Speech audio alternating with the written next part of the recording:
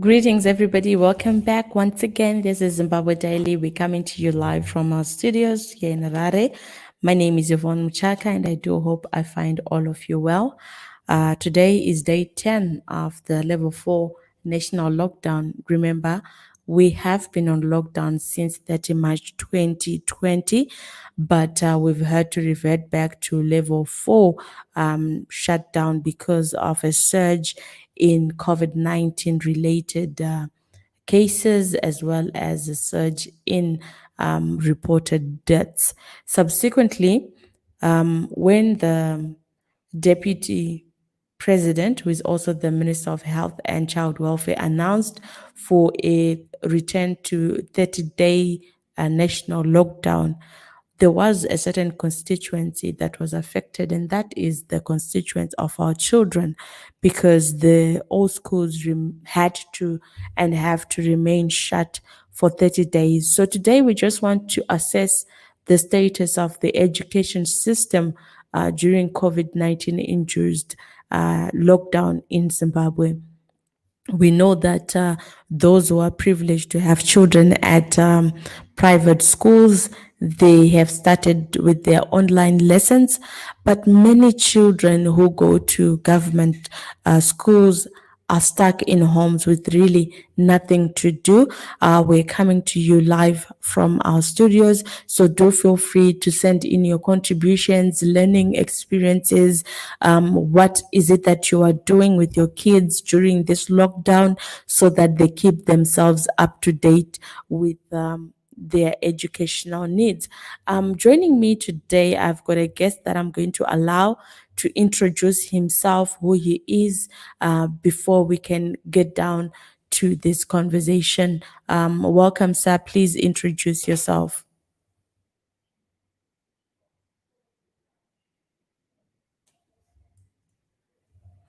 Just a minute. Just a minute. I can't hear you. All right. My mic is muted over on that side. Okay. Yes, you can go ahead, please. Right. Thank you very much having me on your show. My name is Ed Momnem. I'm the director of First Choice College and First Choice Private School. First Choice College located in Highfield and First Choice Private School located in Waterfalls. Right. Tell us a little bit about this your school, First Choice. Right. First Choice College is a school that was actually born in 2005. Simply but complement or aid the Zimbabwean government in providing total quality education to the Zimbabwean child.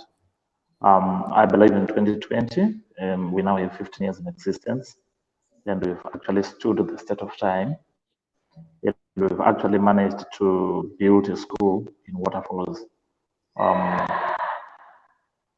that we are now currently actually running. Right. We want to just assess the status of the education system in Zimbabwe. What is it that has made your school? Because I understand it's a private school. What has made it to withstand the heat for 15 years in Zimbabwe? Right, first and foremost, I would like to make an acknowledgement that COVID-19 has actually left an indelible mark in human history.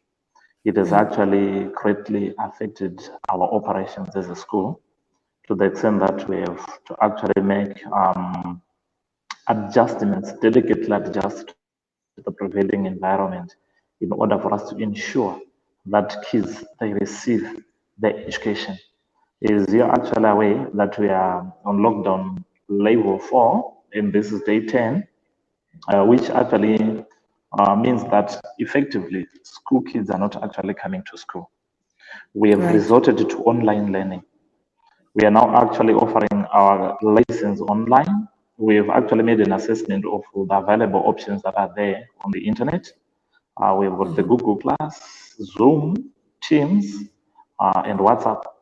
The majority of our parents, after a SNET survey, who actually reside in Highfield, because of bundles, most of them they're not actually able to afford So we've actually resorted to use WhatsApp as a platform and as a mode of online learning for our learners.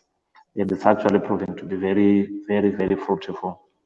Right? There are a number of things that we have put in place to ensure the effectiveness of this learning platform. Right? First and foremost, it's more or less of a tripartite agreement between the school, the parents, and the learners. What is actually needed is cooperation from all the stakeholders in order for us to actually bear the fruit.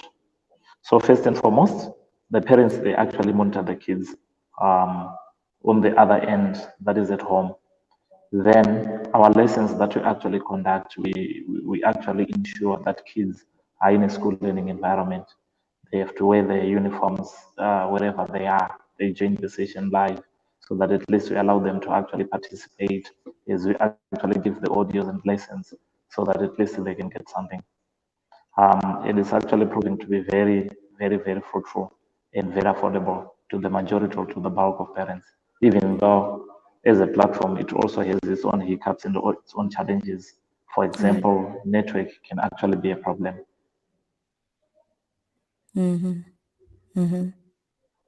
And what lessons have you learned during this COVID-19 where you've had to revert to WhatsApp online learning? What lessons for adoption in future have you picked up from this pandemic?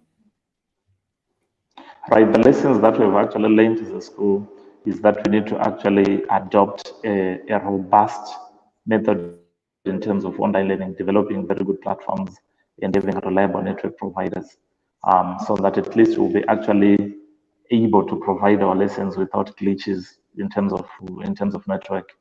Then over and above that, the lessons that we've learned is that we need to make it an encouragement to each and every parent that they need to actually buy gadgets for their kids because they are proving to be essential. Because now that's the mode, that's the vehicle, that's the channel that we are actually using to deliver lessons to our students.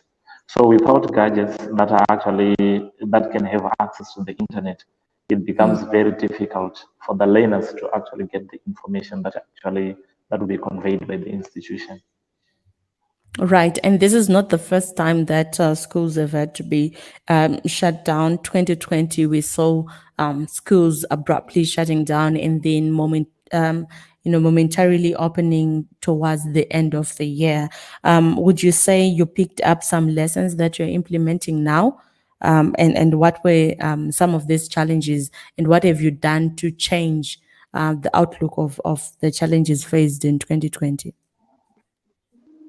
Right.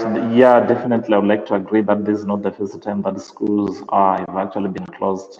They've actually been closed in 2020. But you know what actually happened?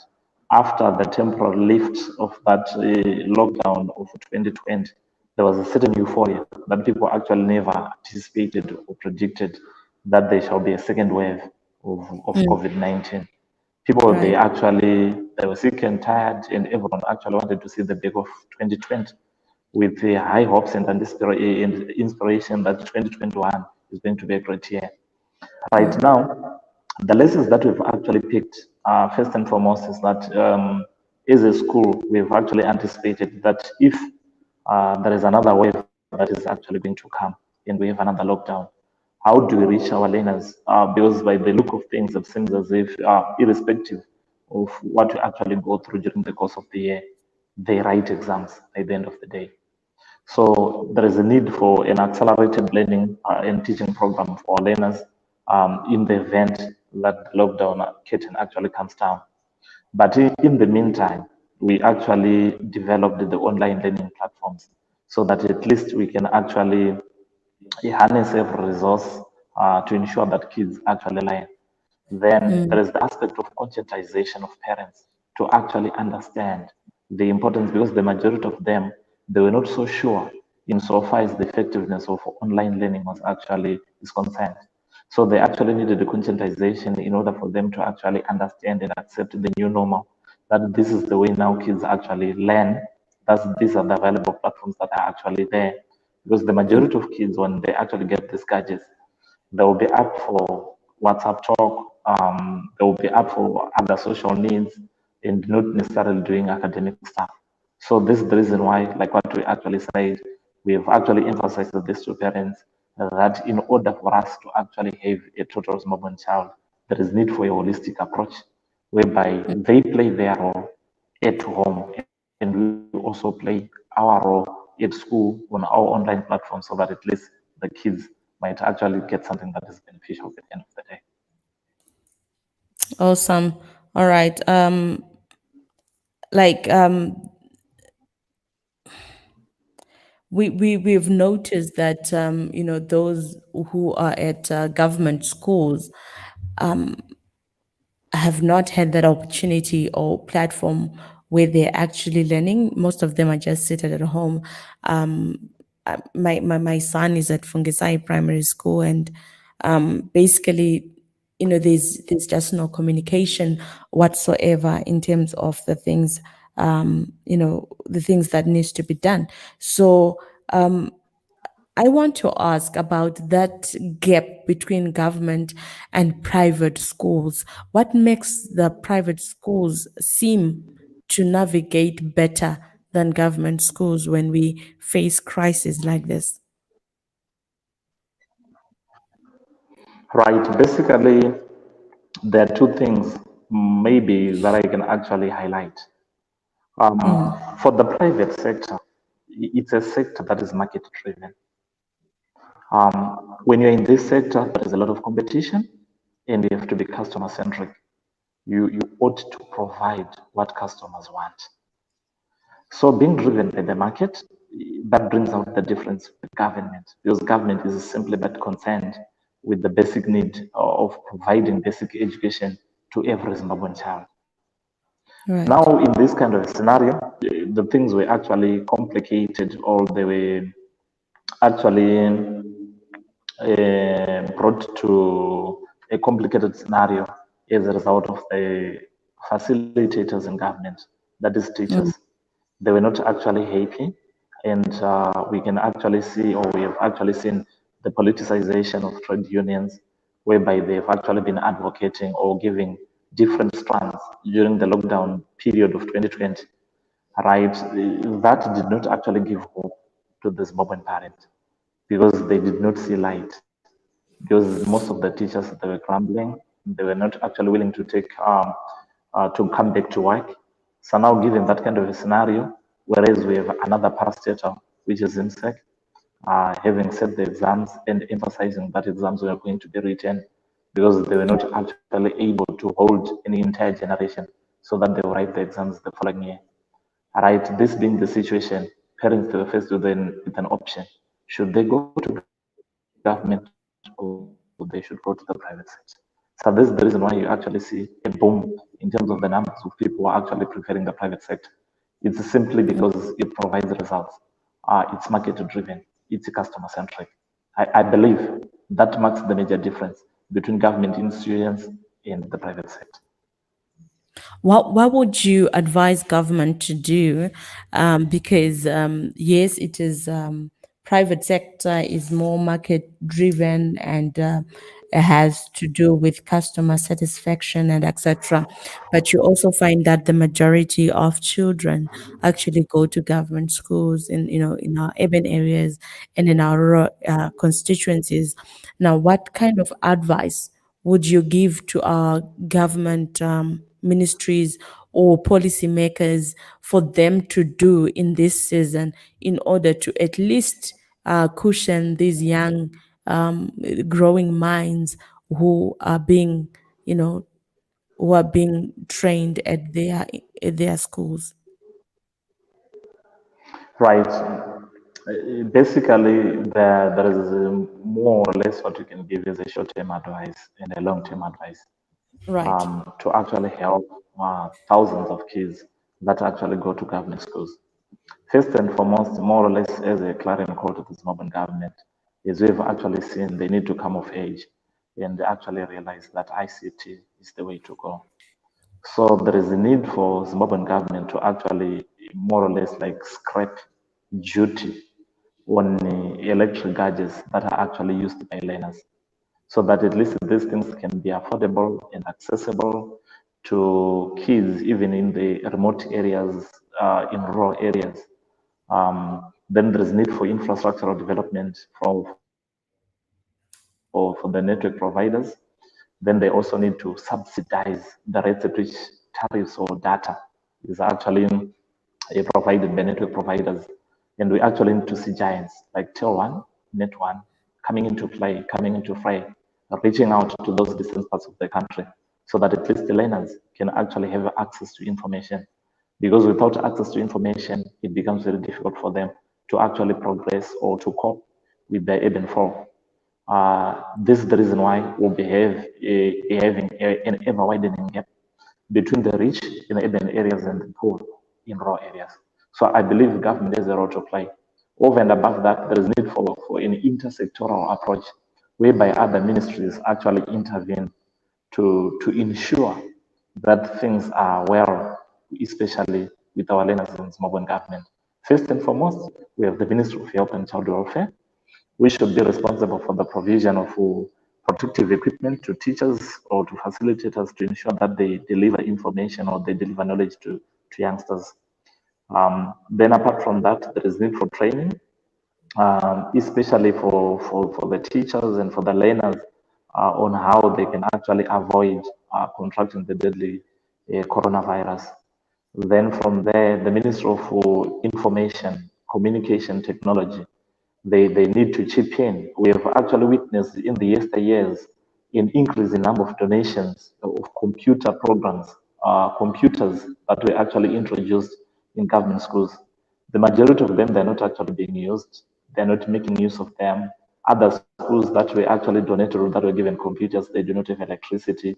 So which means the Ministry of Energy has to also come in to actually provide to ensure raw electrification so that at least those schools in those distant parts that do have computers but do not have electricity can actually salvage their way out in this predicament or in this era in which we find ourselves in. So there is need for a holistic approach by the government. They also need to ensure that teachers are properly remunerated. If they bring back human decency to the teaching profession, I actually understand that if they're actually motivated, they can be the driving force for a better education. We can be the leading nation in Africa if our teachers or if our facilitators are motivated enough. So this is what I think government should actually do to ensure that our learners are not adversely affected by the pandemic. Wow, thank you so much, Mr. Mnemo, for giving us those brilliant, pointers in terms of the things that needs to be done, and what would be your call to the parents or guardians who have children right now in this lockdown? What advice would you give, especially to some of our parents who are in remote areas or who really cannot really afford data, but they've got children who need to continuously learn? What advice would you give to such a constituent? Right. I actually understand that we have parents in remote areas, but now the issue that they need to actually understand is that the learning of a child is their sole responsibility. It rests with them. Because if kids are not properly educated, we actually understand the kind of a people or the kind of a generation that we're going to breed. We're going to produce boffins, people who are empty, people who do not have weight and character. And it can become a very big problem for society. Um, Hence, the need for them to actually make concerted effort to ensure that the facilitators in their respective areas, they can help them in any way possible, providing basic needs, because we actually understand that if they fail to actually make ends meet, then teachers will not actually be able to deliver lessons to their kids. So it's not only a matter of looking upon the government, but it's a matter that they should take it upon themselves and actually come together, synergize their efforts, synergize their resources, so that at least they can see what's the best that they can do for the facilitators to ensure that learners actually get the information. If they can do that, Oh, I think it would be quite fair. Awesome. Thank you so much, Mr. Mnemo. And should the 30-day lockdown, level 4 lockdown, be put off by government, is the school prepared to receive students and follow the WHO guidelines, the social distancing, the masking up, and sanitization of hands? Is your school prepared for an opening of the school term? And are you going to be testing your teachers? Are you going to allow for testing of students as well? Is the school ready? Definitely, we are very much ready. We are on the go. We are ready to go. Because most of these things that are actually needed to stop the spread of COVID-19, since we do not have a vaccine, they are homegrown. The sanitizers, we make them at school, face masks, what and that. All those things, kids can actually have them. Right, the WHO guidelines that are actually provided, I actually understand that's the only alternative um, that can actually set us on a path whereby we can actually see the cases of the COVID-19 coming down.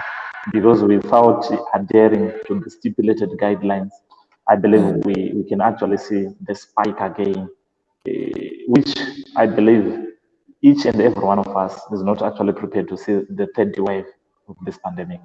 I believe we've had enough of it, and we simply wish to see the back of it so that at least we can actually um, do something better.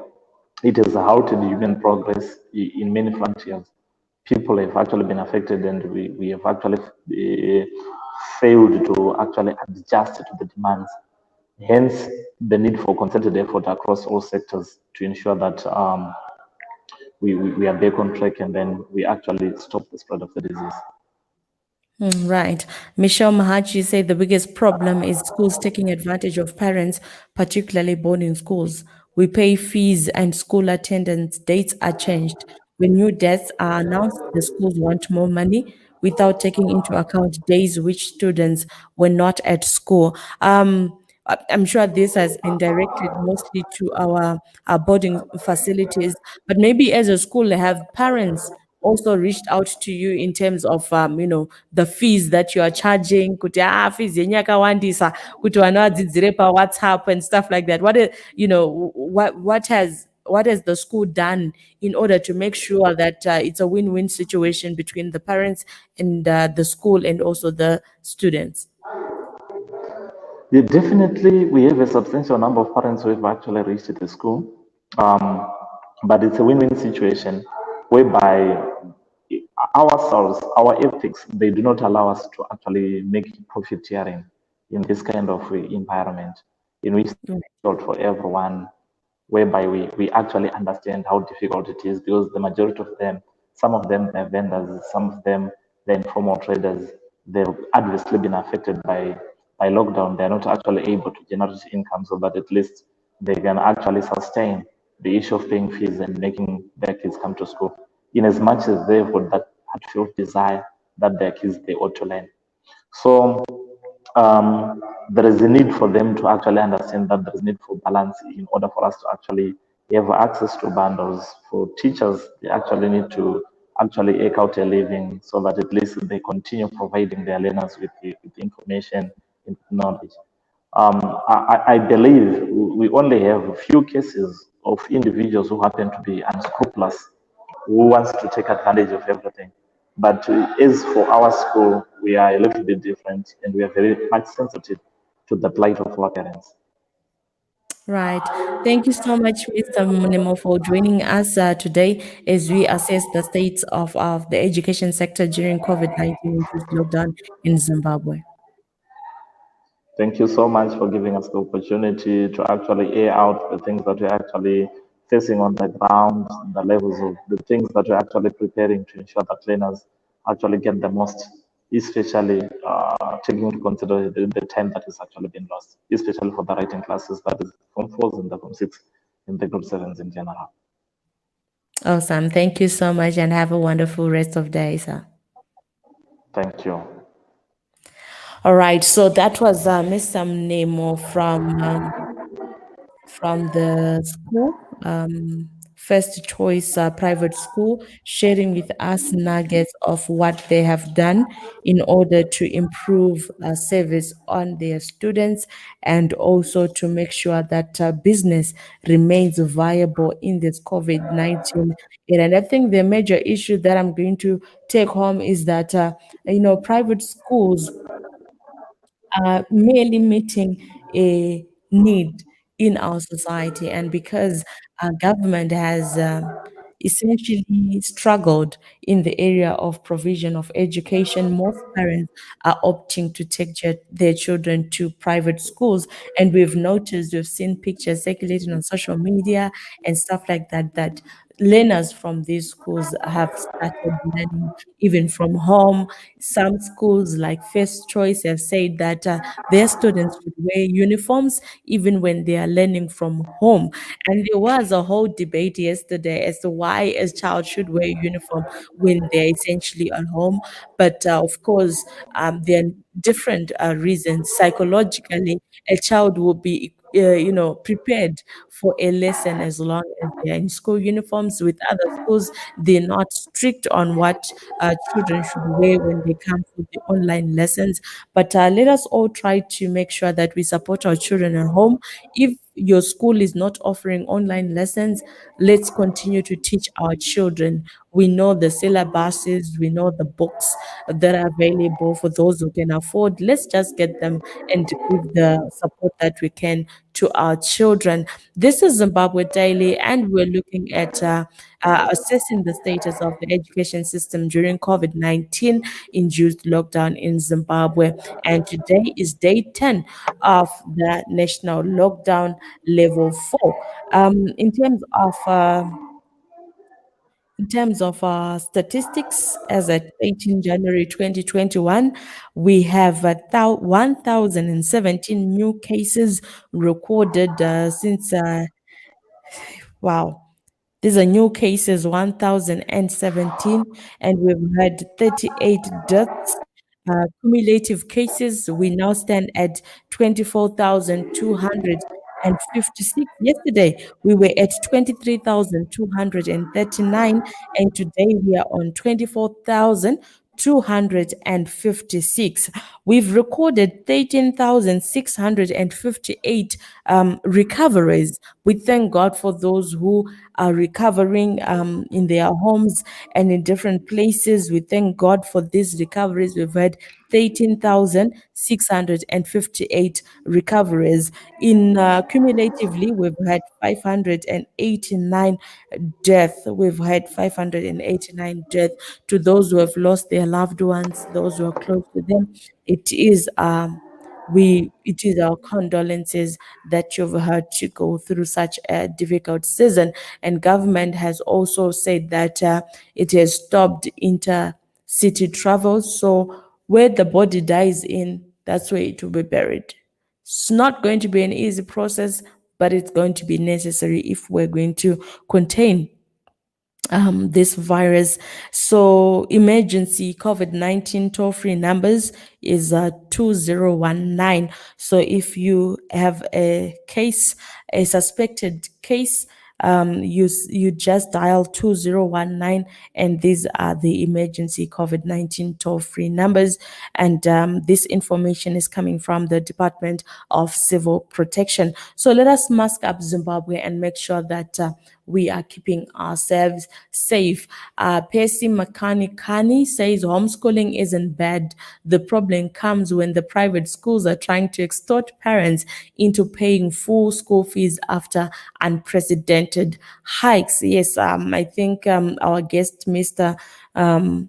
Murimo, actually touched on that, saying that as a school, they are not out there to profiteer, but to assist the learners to get the most that they can from their education. So we have situations with some private schools, some private players who are charging exorbitant fees, notwithstanding the fact that the children are not using any school facility, they're not playing any sport, they're not they're not in school. They have to provide data for their own children, and they have to be more hands on because the kids are learning from home.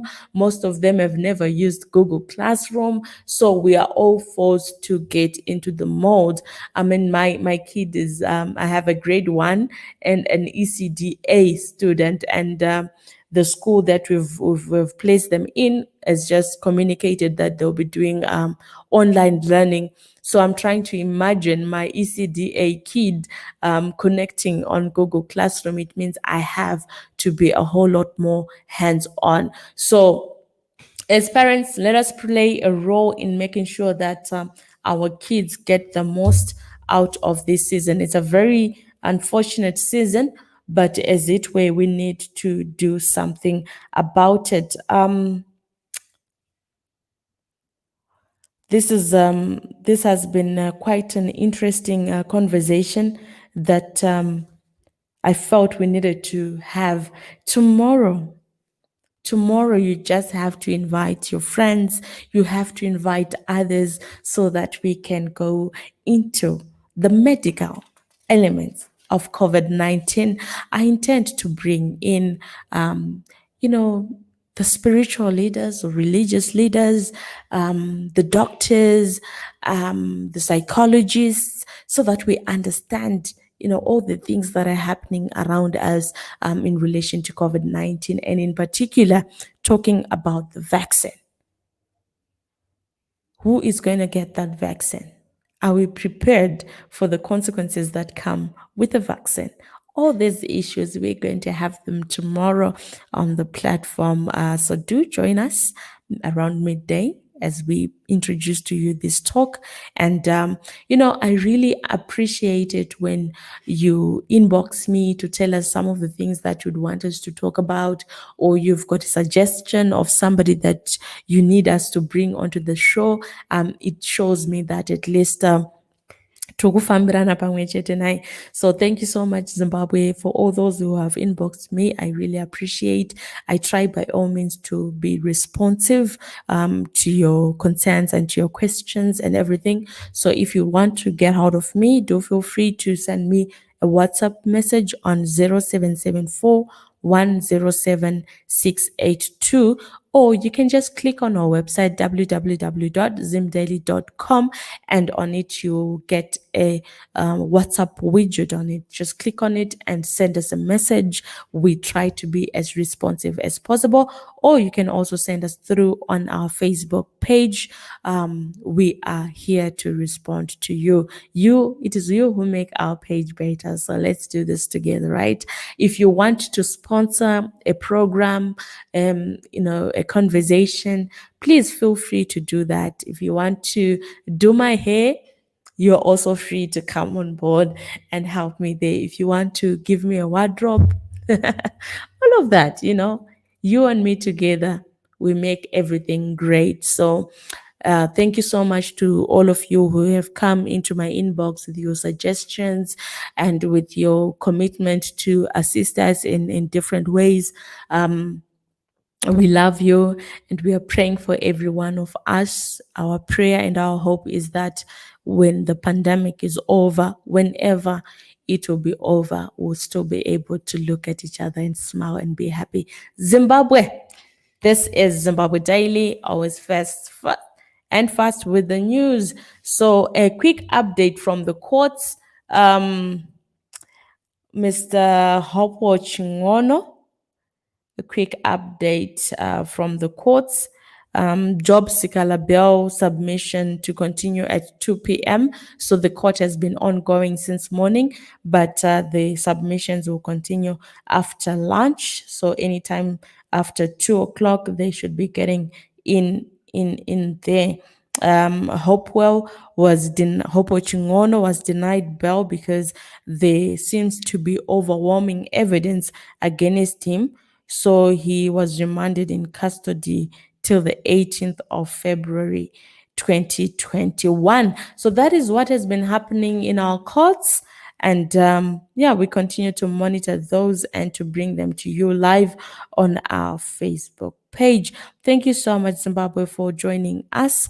May we May we be blessed and may we keep ourselves safe. Have a wonderful rest of day.